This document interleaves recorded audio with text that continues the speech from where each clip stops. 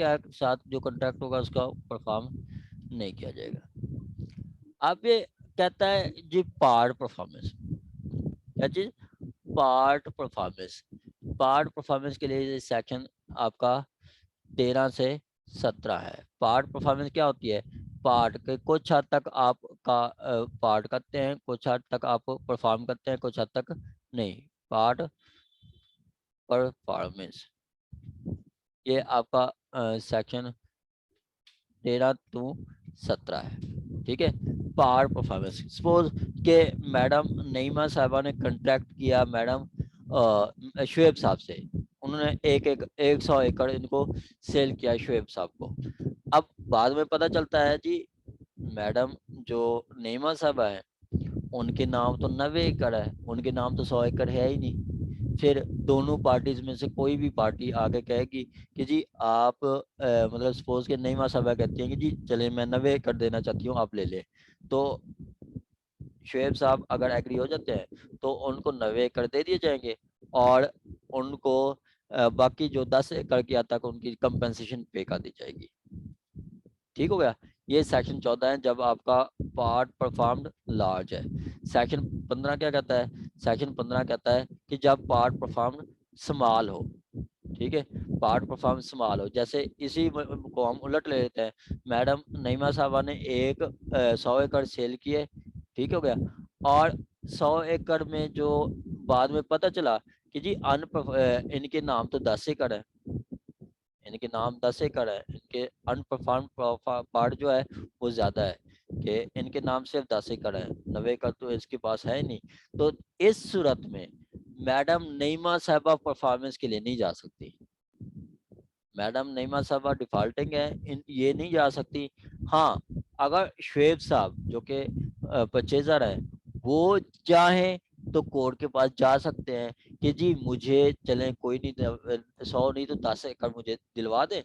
हाँ, कोर्ट कहेगी चले हम 10 एकड़ आपको दिलवा देते हैं, लेकिन आप हमें लिख के दें कि जी आप इसके बाद कोई क्लेम नहीं करेंगे, कोई कंपेंसेशन का दावा नहीं करेंगे, बाद में कोई दावा नहीं करेंगे, सारे अपने क्लेम रिलैंक्विश करते हैं तो देन आपको 10 एकड़ दे देंगे। ठीक हो गया। आगे 16 है इंडिपेंडेंट पार्ट। एक प्लाट आपका रावलपिंडी पड़ा है, एक प्लाट लाहौर में पड़ा है, दोनों का एग्रीमेंट हुआ है। लाहौर पता बाद में पता चला कि जी लाहौर का प्लाट सेल हो गया या उनका नहीं है मैडम नईमा साहब का, रावलपिंडी वाला उनका है।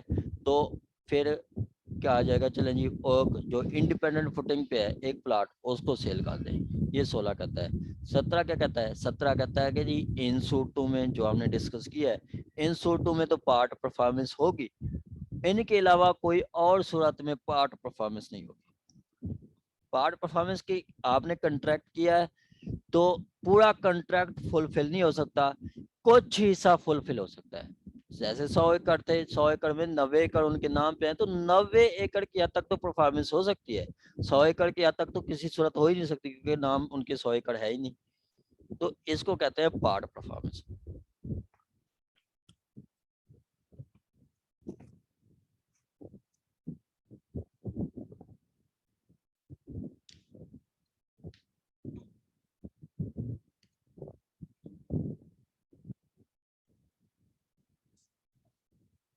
चलें जी,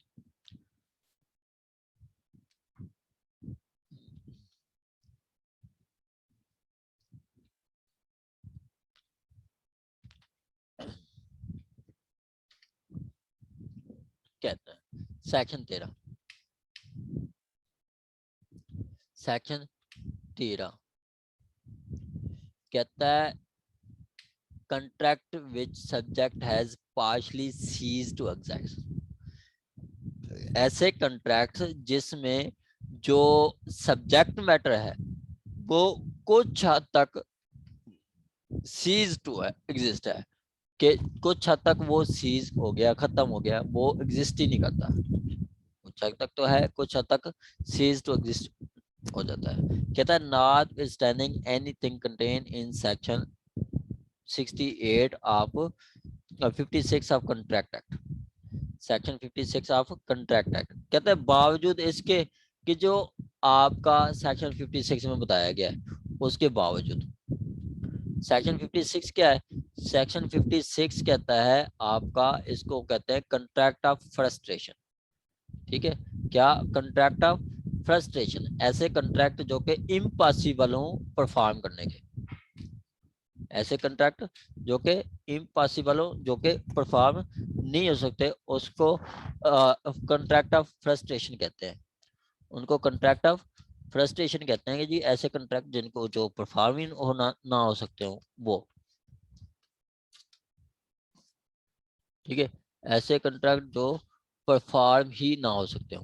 कहता है बावजूद इसके कि जी जो 56 में बताया गया है, ठीक है, 56 में जो बताया गया है, a contract is not wholly impossible, ऐसा कंट्रैक्ट जो कंप्लीट इम्पॉसिबल नहीं है, ऐसा कंट्रैक्ट जो कंप्लीट इम्पॉसिबल नहीं है, because of portion of its subject matter, existence of its date has ceased to exist at the time of performance,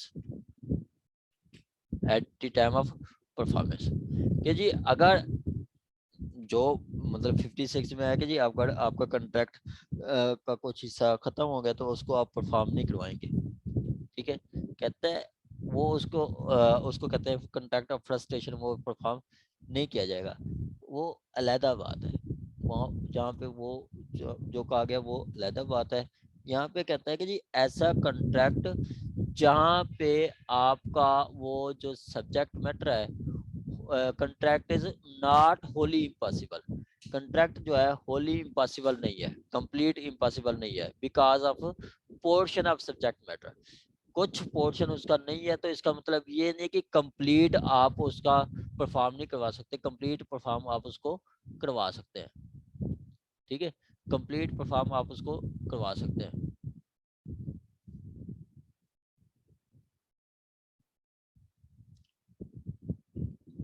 ठीक है, कंप्लीट परफॉर्म आप उसको करवा सकते हैं, not wholly impossible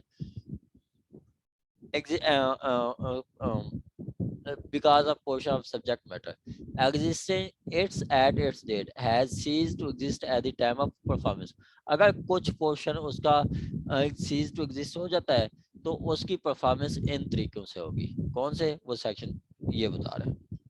section 14, section 14 क्या कहता है? कहता है where the subject unperformed is small, is small, जहाँ पे आपका जो अनपरफॉर्म्ड है वो स्मॉल है, अनपरफॉर्म्ड है वो स्मॉल है। ठीक है, सपोज कंट्रैक्ट कितने का था? कंट्रैक्ट ऑफ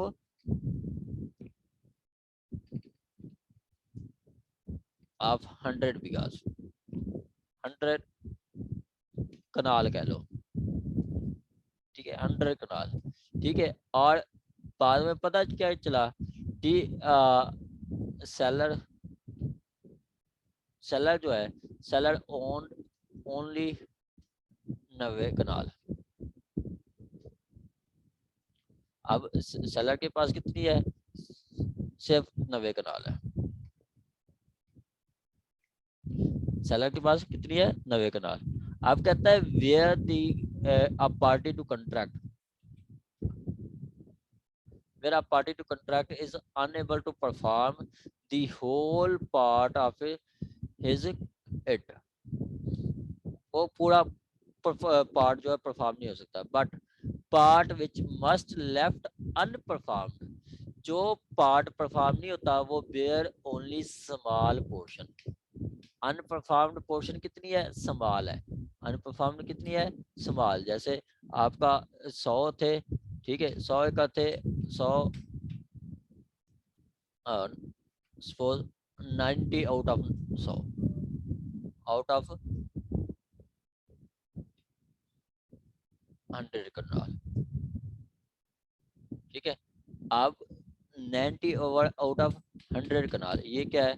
ये आपका बता रहा है suppose to the whole value and admit the compensation in money, अगर दूसरी party compensation on money admit कर लेती है, ठीक है, the court at the suit of either party direct the performance of so much contract as can be performed and award the compensation in money for the deficiency। ठीक है, कहता है कि जितनी परफॉर्म हो सकता है उतनी अवार्ड का दिया जाएगा, बाकी क्या दिया जाएगा, बाकी कंपनसेशन दी जाएगी। ठीक है, कोर्ट क्या कंपनसेशन किसके लिए, डेफिशिएंसी के लिए। जैसे शुएब साहब ने 100 कनाल खरीदी थी, ठीक है, और बाद में पता चला सेलर जो है मिस नईमा, उनके पास 90 कनाल थी, तो वो कोर्ट कहेगी कि चले आप अगर मानते हैं शुएब साहब को, जो पार्टी आएगी कोर्ट के पास, मतलब ये शुएब साहब आ जाते हैं, तो वो आगे कहते हैं जी बाकी मुझे कंपनसेशन दे दे, मुझे ये दे दे। ठीक है, या मैडम नईमा साहब आगे कहती हैं, एडमिट करती हैं, ये किसको एडमिट करती हैं, वो कंपनसेशन। ठीक है, तो आपका एडमिट कंपनसेशन इन मनी, वो आगे एडमिट करती हैं, तो उनका वो दावा को परफॉर्म कर दिया जाएगा, वो उनका कॉन्ट्रैक्ट परफॉर्म कर दिया जाएगा। सिंपली 90 कनाल शुएब साहब को दे दी जाएगी, बाकी उनको कहा जाएगा जी आपको बाकी जो 10 एकड़ है उसकी पेमेंट वापस ले लें, और जो आपको इस 10 एकड़ से नुकसान हुआ है वो भी आप वापस ले लें।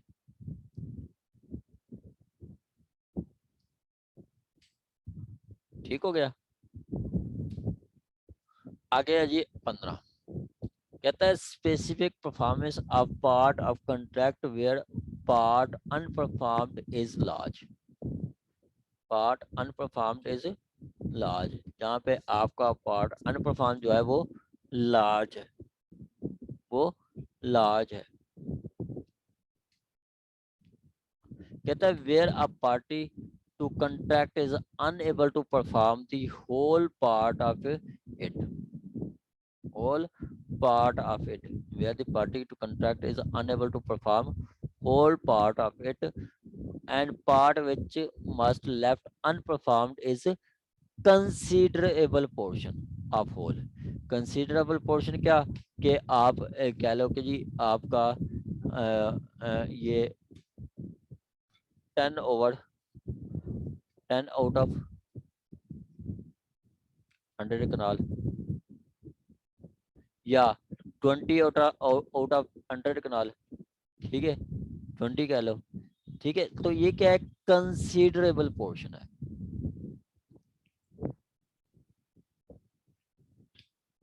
ठीक है, ये क्या है, कंसीडरेबल पोर्शन है।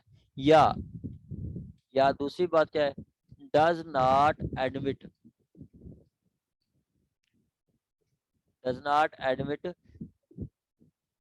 कंपनसेशन इन मनी, जहाँ पे आपको कंपनसेशन इन मनी में नहीं होता, आपकी कंपनसेशन आपकी एडवोकेट रिलीफ नहीं है, तो क्या होगा, he is entitled to obtain a decree for specific performance। he is not entitled। अब ये कौन, ही कौन, ये मिस नाइमा जो डिफॉल्टर है, क्या है ये, कौन, ये मिस नाइमा, ठीक है, मिस नाइमा, ठीक है, ये इंटाइटल नहीं है, यहाँ पे आप मिस कह लो के सेलर जो है not entitled to obtain a degree of performance, seller नहीं ले सकता, जहाँ पे डिफॉल्ट सेलर का है वो सेलर परफॉर्मेंस डिग्री नहीं ले सकता। हाँ, बट द कोर्ट में, अगर कोर्ट की डिस्क्रिप्शन है, कोर्ट की में जब आ जाता है डिस्क्रिप्शन होते हैं, at the suit of other party, eight the suit of other party, ठीक है, अदर पार्टी से मुराद आपका परचेजर, ठीक है, ये आपका purchaser.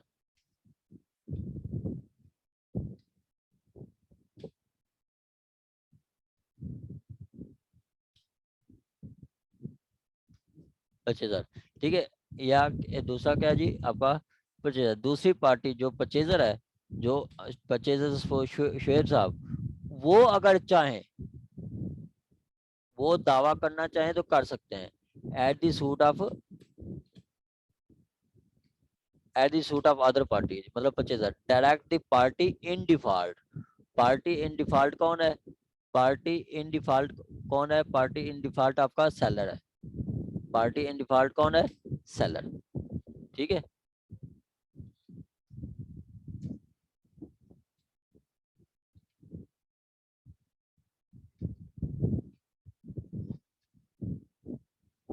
seller to perform specifically so much of his part as he can perform। अब वो कितनी 100 में से 20 कनाल दे सकती हैं, तो उसको कहा जाएगा कि जी 100 में से आप 20 कनाल दे दें, जितनी आप दे सकती हैं। 20 कनाल आपके नाम पे है, 20 कनाल दे दें। ठीक है। Perform to specifically at the suit of other party, track the party in default to perform specifically so much as of his part of contract as he can perform। जितनी वो परफॉर्म कर सकती है। ये आगे एक प्रोवाइडर देते हैं, प्रोवाइडेड दैट द प्लेंटिव, जो सूट करने वाला है, plaintiff relinquish all claim for the further performance. ये कंडीशन है शुएब साहब वास्ते, किसके लिए? आपका परचेजर के लिए। ठीक है। परचेजर के लिए ये क्या होगा? परचेजर के लिए ये आपका वो एक कंडीशन होगी। ठीक है। परचेजर के लिए ये कंडीशन है कि वो आपका ये अपने जो भी क्लेम मतलब सूट और वो ये भी दावा भी कर दे, बाद में डैमेजेस का सूट कर दे, जी मुझे इतनी नुकसान हो गया, नहीं, वो सारे जो उसके क्लेम होंगे वो रिलिंक्विश करेगा, कंपेंसेशन डैमेजेस सारा रिलिंक्विश करेगा। उसके बाद कहता है and all rights to compensation. Compensation वो भी वो खत्म करेगा, कंपेंसेशन भी वो खत्म करेगा। 6 मिनट मीटिंग रहती है, तो फिर हम यही सेक्शन है, तो इसके बाद फिर नेक्स्ट हम कल पढ़ेंगे, कल मतलब मंडे वाले दिन। ठीक हो गया। अब यहाँ पे प्लेंटिव कहता है plaintiff purchaser relinquish all claim to further performance and all right to compensation either of the deficiency। वो जो डेफिशिएंसी जो कंपेंसेशन उसकी हुई है वो भी रिलिंक्विश कर दे, या लॉस और damages sustained by him through default of defendant. वो डिफेंडेंट से उसको जो लॉस या डैमेज हुए हैं वो सारे छोड़ेगा तो कोर्ट परफॉर्म कर सकती है सिंपली। अब यहाँ पे क्या कहा गया है? यहाँ आपका जो सेक्शन 15 है, सेक्शन 15 कहता है जी एक पार्टी ने कंट्रैक्ट किया और वो पार्टी टोटल परफॉर्म नहीं कर सकती। मैडम नईमा साहबा ने कंट्रैक्ट किया, वो टोटल परफॉर्म नहीं कर सकती, और जो अनपरफॉर्म्ड पार्ट है वो ज्यादा है, अनपरफॉर्म पार्ट ज्यादा है। ठीक है। मतलब ज्यादा है कि जो 20 कनाल परफॉर्म हो रही है, मतलब 20 कनाल टोटल परफॉर्म हो रही है, अनपरफॉर्म ज्यादा है, पोर्शन ज्यादा है। ठीक हो गया। तो इस सूरत में कोर्ट जो कहती है कि जो डिफॉल्टर है, जिसने डिफॉल्ट किया है, वो तो दावा दायर कर ही नहीं सकता। जैसे मैडम नईमा साहबा वो कहेंगे जी मैं 100 कनाल का वायदा किया, मुझसे 10 कनाल ले लें, कहते हैं नहीं, आपसे नहीं। दूसरी पार्टी जो परचेजर है, जिसके साथ डिफॉल्ट मतलब जिसके साथ जिसने खरीदा है, वो चाहे तो डायरेक्ट कोर्ट से दावा कर सकती है। कोर्ट फिर उस दावे में जो पार्टी इन डिफॉल्ट है उसको कह सकती है जी जितनी आपके पास कंट्रैक्ट है चीज है उतनी आप दे दें, बाकी आप उसके लिए बाकियों के लिए मैं शुएब साहब को कहा जाएगा जी आप कंपनसेशन अगर सारा कुछ आप सस्टेन करते हैं, रिलीव करते हैं, देन तो आपको ये रिलीफ दिया जाएगा, वरना नहीं। वो एग्री हो जाते तो हो सकता है। ठीक हो गया। सर यानी कि वो जो परचेजर है अपने बाकी तमाम जो जितने राइट्स हैं उनसे दस्तबरदार हो जाता है एक हाँ तरह से। बिल्कुल बिल्कुल बिल्कुल। जी। तो बस तब मतलब इस केस में जो है कोर्ट उसे ग्रांट कर देगी कि ठीक है भाई, आप अगर पार्टली जो लार्ज भी अगर उसे लॉस हो रहा है तो उसके बावजूद भी अगर वो अपनी मर्जी के मुताबिक लेना चाहता है तो ले सकता है। जी बिल्कुल। जी ठीक है। ठीक हो गया। आगे क्या कहता है? 16 16 कहता है कि आपका परचेज मनी 16 कहता है where the part of performance of contract is independent part. Independent footing पे है, तो उस कंट्रैक्ट को भी आप परफॉर्म करवा सकते हैं। जहाँ पे आपका दो अलग-अलग प्लाट्स हैं, एक लाहौर में है, एक रावलपिंडी में है, एक है नाम, एक नहीं है, तो उनको भी अलग-अलग परफॉर्म करवा सकते हैं। सेक्शन 17 क्या कहता है? सेक्शन 17 कहता है कि जी पार्ट परफॉर्मेंस इन सूरतों में होगी, इनके अलावा कोई सूरत नहीं है। इन सूरतों में होगी, इनके अलावा कोई सूरत नहीं है। ठीक हो गया? इनके अलावा कोई सूरत नहीं है। अच्छा, क्या कहता है? When a part of contract which taken by itself can are to be specifically performed. जो आपका कंट्रैक्ट का पार्ट है, व्हेन पार्ट ऑफ कंट्रैक्ट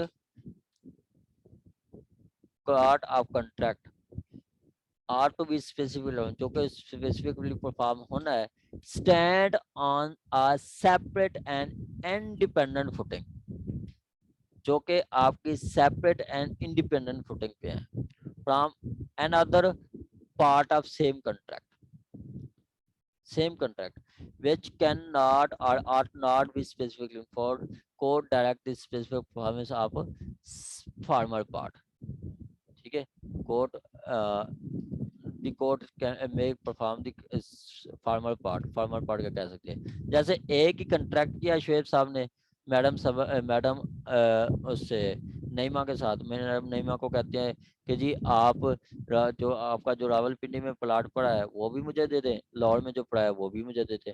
बाद में पता चला है कि लाहौर वाला उनके पास नहीं है, रावलपिंडी वाला है, तो कोर्ट उसको डायरेक्ट कर सकती है कि जी जो आपके पास है वो आप दे दें, बाकी का आप कंपेंसेशन दे दें।